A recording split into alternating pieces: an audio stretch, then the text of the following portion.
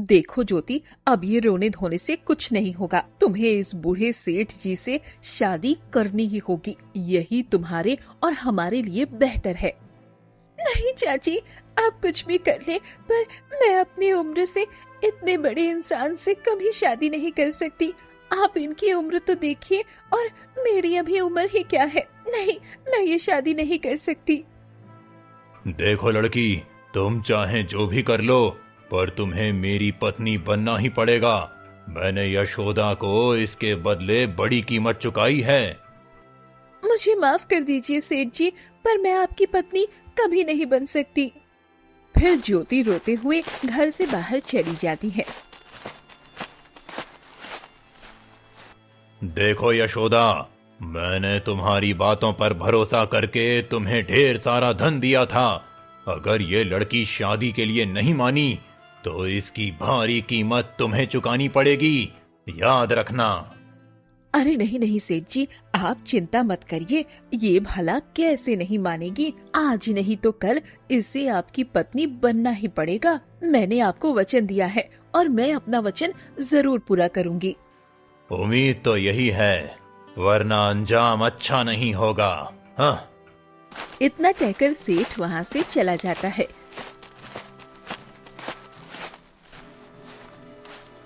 यशोदा गहरी चिंता में डूब जाती है। अब मैं क्या करूं? अगर ये लड़की नहीं मानी तो वो सेठ मुझे छोड़ेगा नहीं। मुझे किसी भी तरह इसे शादी के लिए मनाना ही होगा। वहीं दूसरी तरफ ज्योति गांव के रास्ते से भारी मन से जा रही होती है। उसे देखते ही गांव वाले आपस में कानाफूसी करने लगते हैं। अरे देखो भाई देखो, हमारे गांव की वो अपशगुनी लड़की जा रही है। इसकी तो तकदीर ही खराब है। जब से दुनिया में आई है तब से इसके परिवार पर दुखों का पहाड़ टूट पड़ा। पहले पिता रहस्यमयी तरीके से लापता हो गए और माँ का भी आज तक कोई अता पता नहीं चला। सच कहा तुमने, इसकी तो किस्मत ही फूटी है। वो तो शुक्र मनाओ कि इसके पिता के दोस्त की पत्नी ने इसे सहारा दे दिया, वरना इसका तो कोई ठिकाना ना होता। इसका चेहरा देखना भी किसी मुसीबत से कम नहीं है भैया। ज्योति गांव वालों की कड़वी बातें सुनकर भी चुप रहती है और तेज कदमों से घने जंगल की तरफ चली जाती है। एक पुराने पेड़ के नीचे बैठकर वो फूट फूट कर रोने लगती है।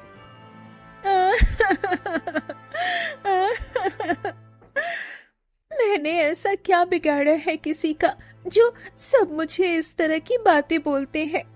रोते रोते सुबह से शाम हो जाती है। जब अंधेरा बढ़ने लगता है तो ज्योति हिम्मत जुटाकर घर लौटती है।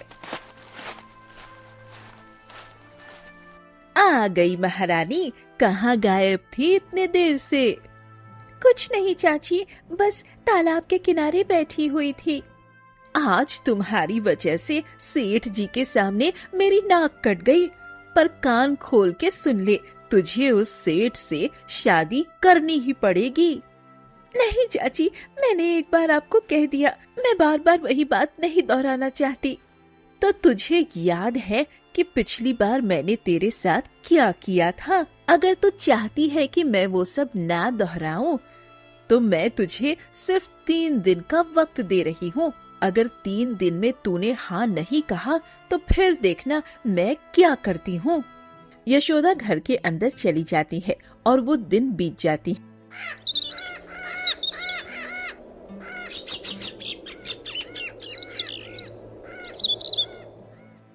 अगली सुबह होती है।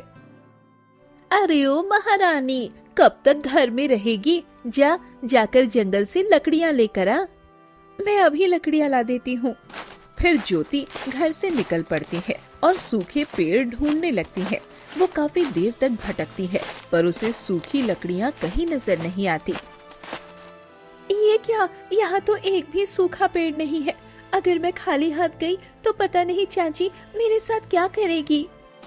ज्योति सब जगह ढूंढ लेती है, पर लकड़ियाँ ना मिलने पर वो निराश होकर वापस घर आ जाती है।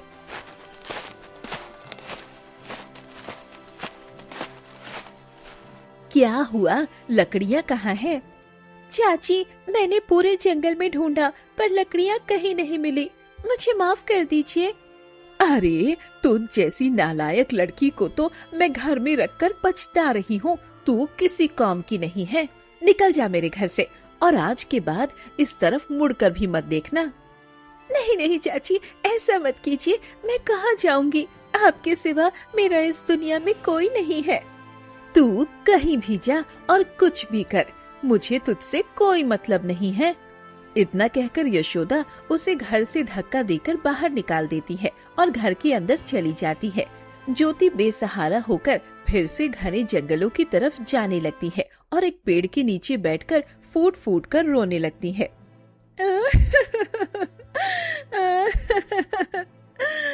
अब मैं इस दुनिया में रहकर भी क्या करूंगी? माँ मुझे छोड़कर चली गई, पिताजी का कुछ पता नहीं, गांव वाले नफरत करते हैं और अब चाची ने भी घर से निकाल दिया। अब मुझे इस दुनिया से चले जाना चाहिए।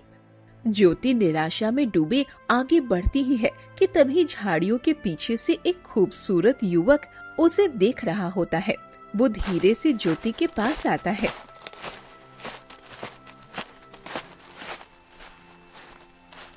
तुम कौन हो और मेरे रास्ते में क्या कर रहे हो? मेरा नाम अनिल है और मैं एक लकड़हारा हूँ। मैं इसी जंगल से गुजर रहा था, तभी मैंने तुम्हारी सारी बातें सुनी। तुम बहुत बड़ी मुसीबत में हो, पर रो मत, हिम्मत रखो, सब ठीक हो जाएगा। नहीं, मैंने बहुत हिम्मत रख ली, पर अब कुछ ठीक नहीं होगा। मुझ में अब ये जीवन और आगे ले जाने की हिम्मत नहीं बची। देखो, जिंदगी में हर किसी को मुसीबत आती है, लेकिन अगर हर कोई तुम्हारी तरह हार मान ले तो ये दुनिया खाली हो जाएगी। हमें अपनों से और खुद से संघर्ष करना पड़ता है। तुम जीने की उम्मीद मत छोड़ो, देखना एक ना एक दिन तुम्हारी सारी तकलीफें दूर हो जाएंगी। आज कोई पहली बार मिला है जो मुझे इस तरह समझा रहा है और अपने दिल की बात कह रहा है। नहीं तो सब मुझसे भागते थे और मुझे अजीब नजरों से देखते थे, जैसे मैं सबके लिए कोई मुसीबत हूँ। ऐसा मत कहो। देखो, मैं भी अनाथ हूँ, मेरा भी इस दुनिया में कोई नहीं है, इसीलिए मैं तुम्हारी तकलीफ बहुत अच्छे से समझ सकता हूँ। तुम जब भी उदास हो यहीं आ जाना, मैं तुम्हें हर वक्त यहीं मिल जाया करूँगा। आज मुझे हिम्मत मिली कि कोई तो है जो मेरी फिक्र कर रहा है। अब मुझे जाना चाहिए, वरना चाची फिर से गुस्सा करेंगी। हाँ, क्यों नहीं, मैं कल इसी वक्त यहीं तुम्हारा इंतजार करूँगा। तुम जरूर आना, शायद हम दोनों की दोस्ती हमें बहुत आगे ले जाएगी। हाँ, क्यों नहीं। ज्योति मुस्कुराते हुए अपने घर की ओर चल देती है। जब वो घर पहुंचती है तो उसके चेहरे पर एक अजीब सी मुस्कान होती है। उसे खुश देखकर यशोदा मन ही मन सोचने लगती है, लगता है ये मुस्कुरा रही है, यानी अब ये शादी के रिश्ते के लिए हाँ करने वाली है। चलो, अच्छी बात है, फिर तो मैंने जो सोचा है वो होकर ही रहेगा। ऐसे ही कुछ दिन और बीत जाते हैं। ज्योति हर रोज अनिल से मिलती और दोनों घंटों बातें करते। धीरे धीरे दोनों के बीच दोस्ती कब प्यार में बदल गई, उसका अंदाजा ज्योति को बिल्कुल नहीं था। एक दिन जब वो रोज की तरह घर से निकलने लगती है तो यशोदा उसे रोक लेती है। ज्योति, अब तो 3 दिनों का वक्त भी निकल गया है, पर तुमने अभी तक शादी के लिए कोई जवाब क्यों नहीं दिया? हाँ चाची, मुझे कुछ दिनों का वक्त और दे दीजिए, मैं आपको जल्द ही बता दूंगी कि मैं शादी के लिए तैयार हूँ। चलो ठीक है, अगर मैंने इंतजार किया है तो 2 दिन और सही। यशोदा वहाँ से चली जाती है। ज्योति परेशान होकर घने जंगलों से होती हुई तालाब के पास पहुँचती है, जहाँ अनिल पहले से ही बैठा उसका इंतजार कर रहा था।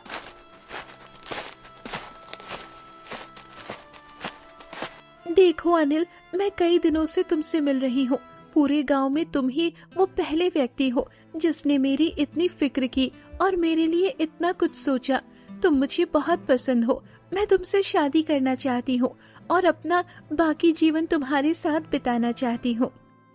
क्यों नहीं, ये तो बहुत ही खुशी की बात है।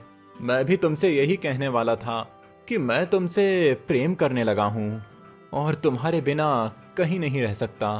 तुम फिक्र मत करना, हम बहुत जल्दी शादी कर लेंगे। ज्योति और अनिल दोनों प्यार भरी बातें करने लगते हैं। कुछ देर बाद ज्योति को घर की याद आती है।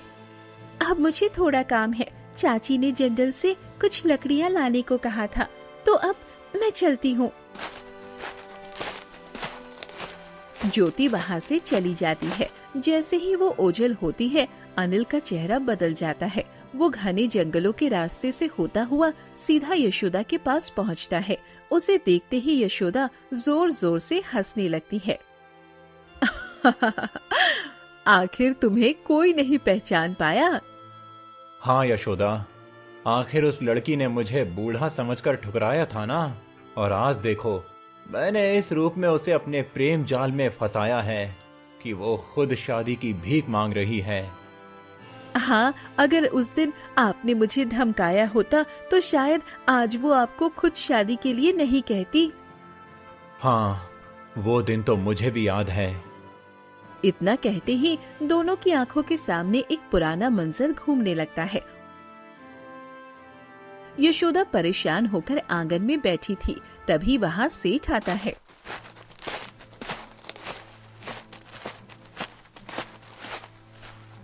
यशोदा, तुम्हारी सारी चाल नाकाम हो गई।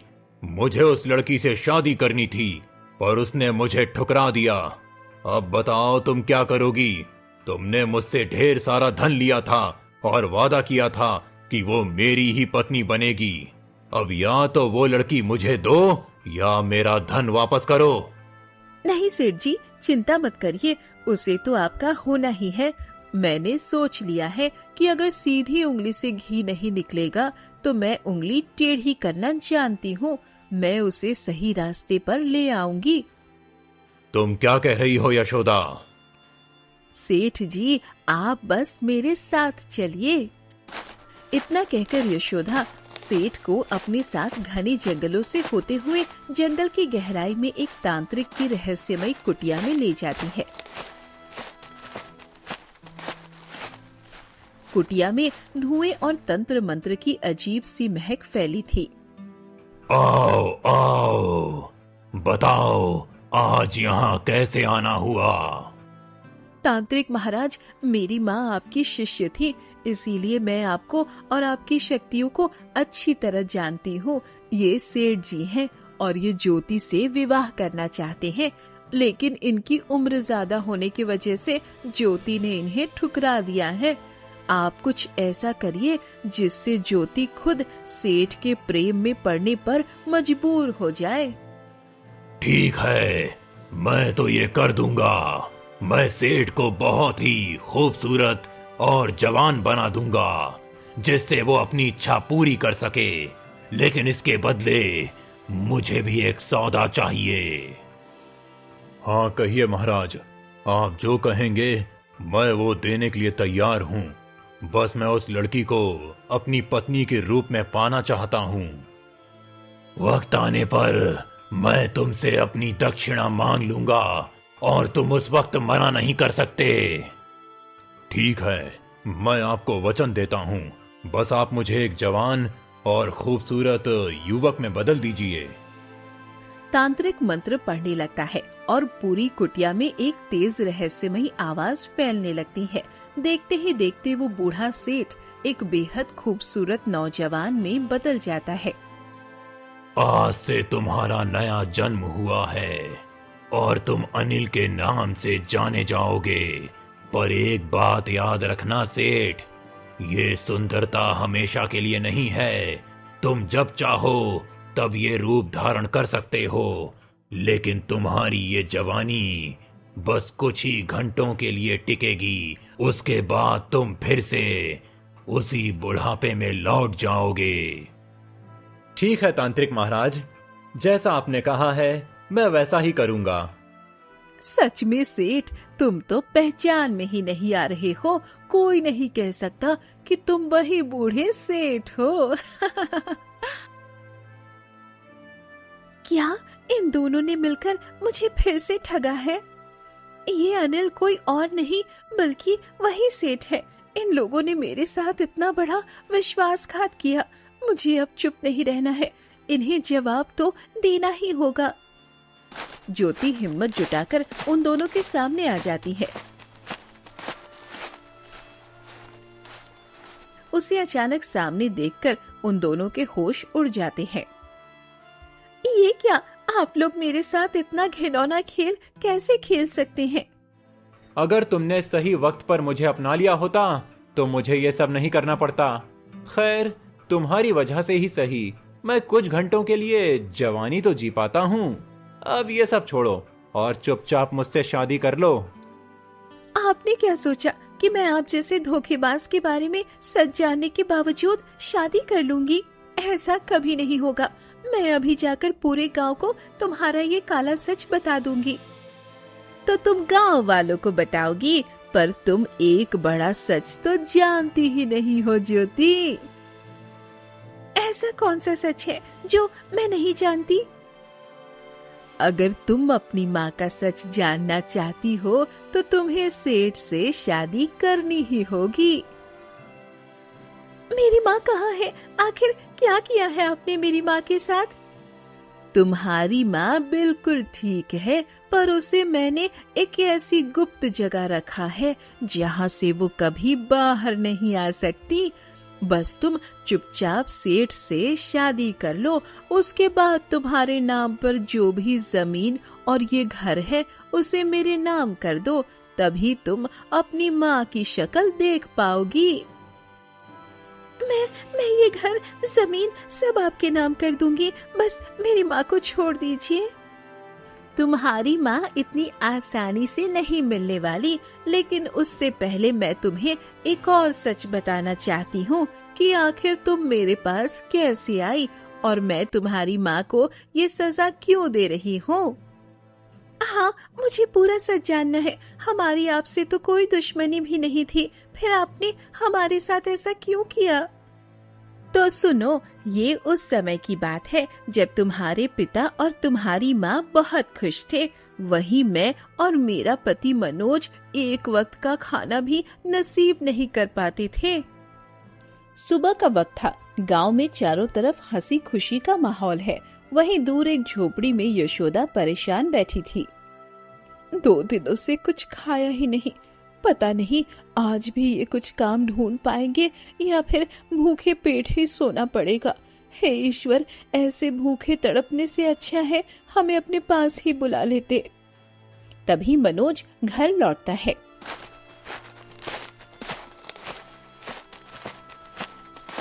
आज भी खाली हाथ आ गए या किसी काम का इंतजाम हुआ?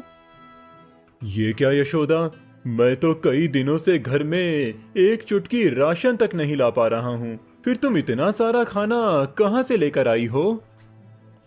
वो आपके दोस्त है ना, उन्हीं की बदौलत हम लोग 2-3 दिन पर कुछ खा पी पाते हैं, वरना इस गांव में तो हमें कोई जानता तक नहीं है।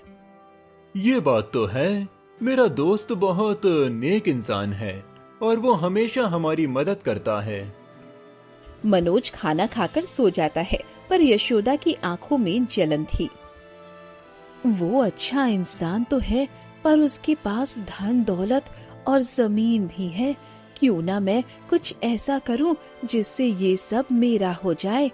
उसके टुकड़ों पर पलने से मेरा भला नहीं होने वाला। यशोदा घने जंगलों से होते हुए उसी तांत्रिक के पास पहुंच जाती है।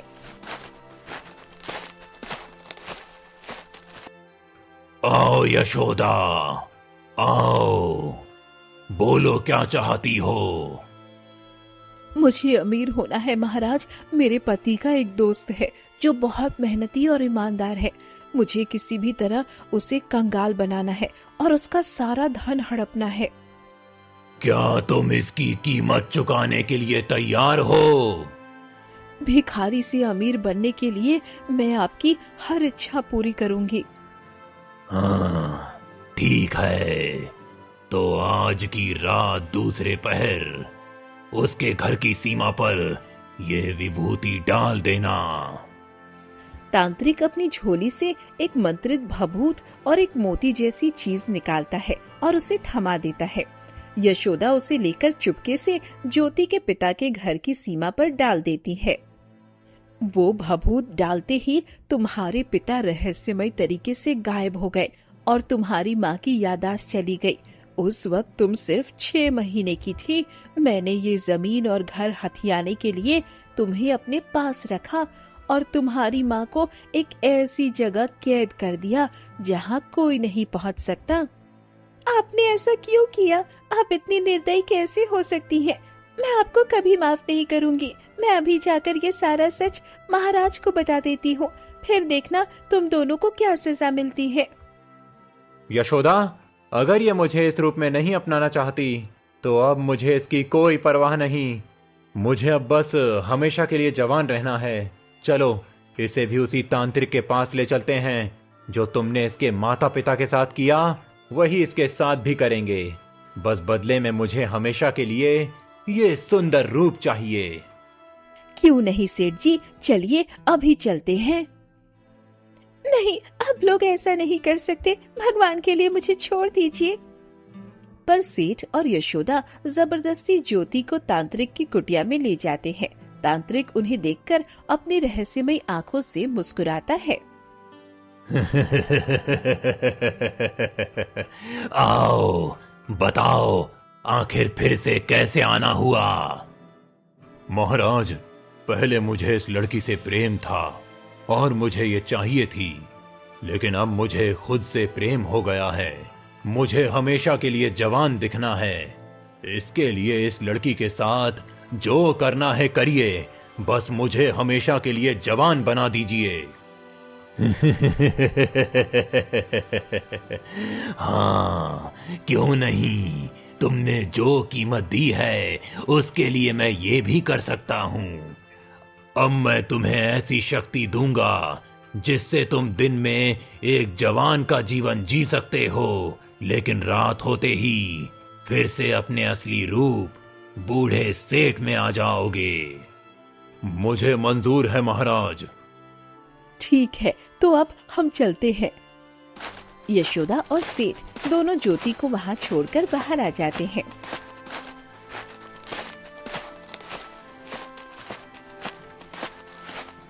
यशोदा, तुम्हारी वजह से आज मैं बहुत खुश हूँ। इसके बदले मैं तुम्हें इतना धन दूंगा कि तुम पूरी जिंदगी ऐश करोगी।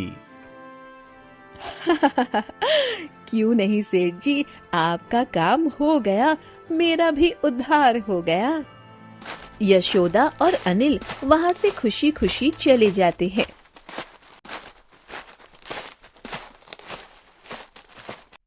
छोड़ दो मुझे, जाने दो। तुम मुझे यहाँ कैद नहीं कर सकते। अब तुम्हें यहीं रहना होगा।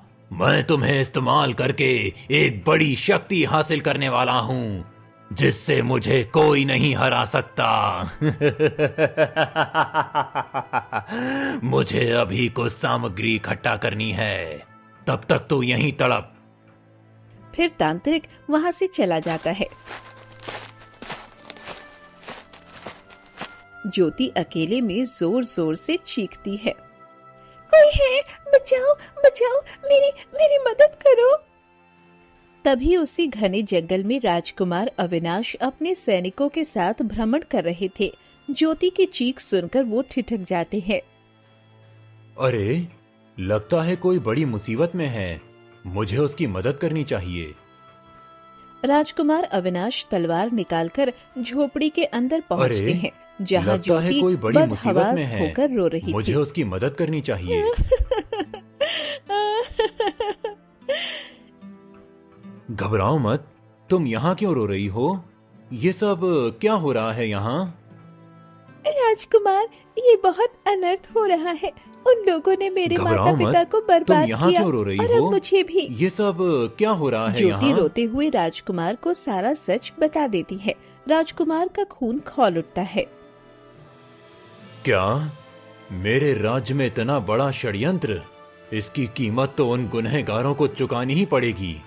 मुझे, तुम चलो मेरे साथ। क्या मेरे राज्य में इतना राजकुमार बड़ा अविनाश षड्यंत्र, ज्योति को इसकी बंधन से कीमत तो मुक्त उन कर गुनहगारों बाहर को लाते हैं। चुकानी ही पर पड़ेगी। तभी ज्योति मुझे- कमजोरी के कारण तुम चलो जमीन मेरे पर साथ। गिर पड़ती है।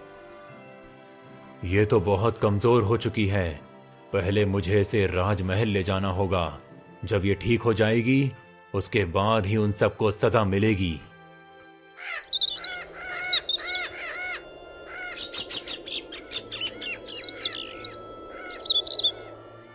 ये तो बहुत कमजोर राजकुमार हो चुकी ज्योति है। को लेकर महल आ पहले जाते मुझे हैं। इसे एक राजमहल दो ले जाना दिनों होगा। तक ज्योति का जब ये इलाज ठीक हो चलता है। जाएगी जैसे ही उसके ज्योति बाद को ही उन होश सबको आता सजा है मिलेगी। वो हड़बड़ाकर उठती है। मैं कहाँ हूँ? छोड़ दो मुझे, मुझे जाने दो। ज्योति की आवाज सुनकर राजकुमार अविनाश कक्ष में आते हैं।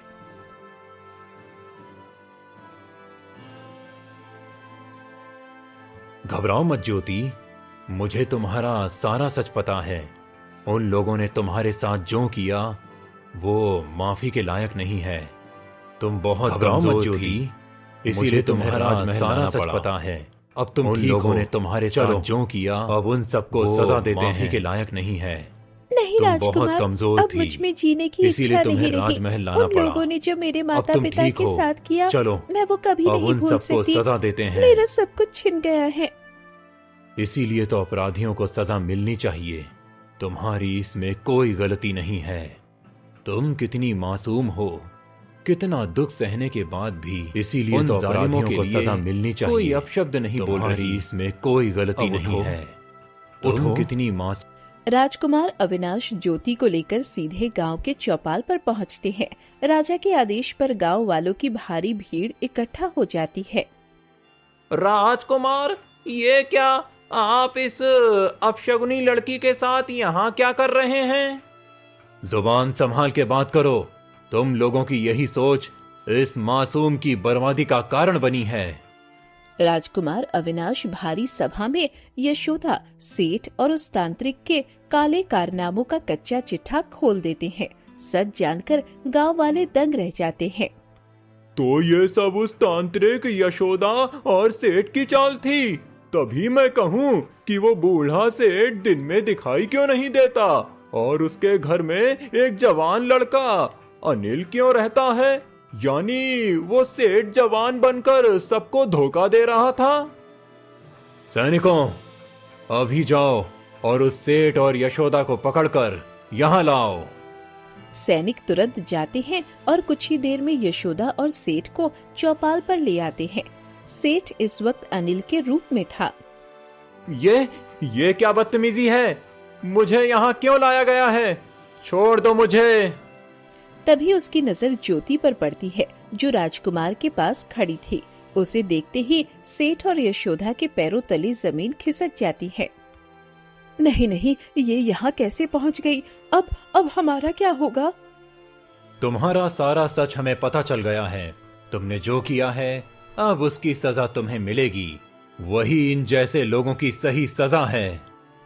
नहीं राजकुमार, मुझे माफ कर दीजिए। हमें वो सजा मत दीजिए। मैं ये जवानी भी त्याग दूंगा, मैं बूढ़ा बनकर जी लूंगा, पर वो सजा मत दीजिए।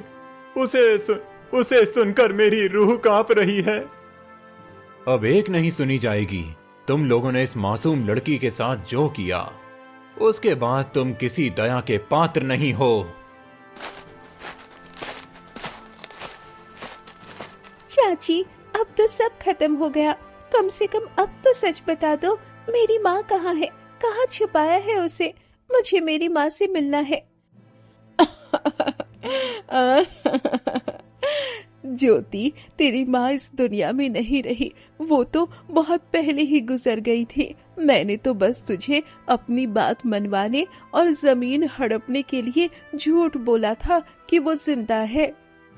ये सुनते ही ज्योति का दिल टूट जाता है और वो फूट फूट कर रोने लगती है।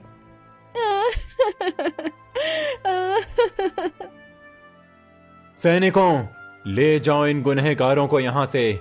और सुनो, आज के बाद इस गांव में कोई भी ज्योति को अपशगुनी नहीं कहेगा। ज्योति का भोलापन और इसकी सच्चाई देखकर मैंने ये निर्णय लिया है कि मैं इससे विवाह करूंगा और इसे इस राज्य की रानी बनाऊंगा। राजकुमार, मैं आपके काबिल नहीं हूँ। मैं तो एक साधारण और अभागी लड़की हूँ। नहीं ज्योति, तुम बहुत काबिल हो। मैंने तुम्हारे साथ वक्त बिताया है और तुम्हारी सादगी ने मेरा दिल जीत लिया है। तुम ही इस राज्य की महारानी बनोगी। राजकुमार अविनाश ज्योति का हाथ पकड़कर राजमहल की तरफ ले जाते हैं।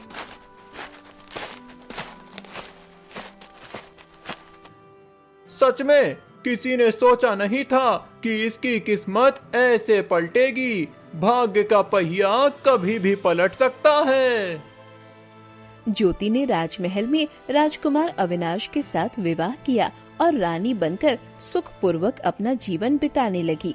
दोस्तों, ये कहानी आपको कैसी लगी हमें कमेंट करके जरूर से बताइएगा और ऐसी ही मजेदार कहानी देखने के लिए हमारे चैनल को अभी सब्सक्राइब करें और बेल आइकन को जरूर से दबाएं ताकि हमारी अगली कहानी का नोटिफिकेशन सबसे पहले आप तक पहुंचे।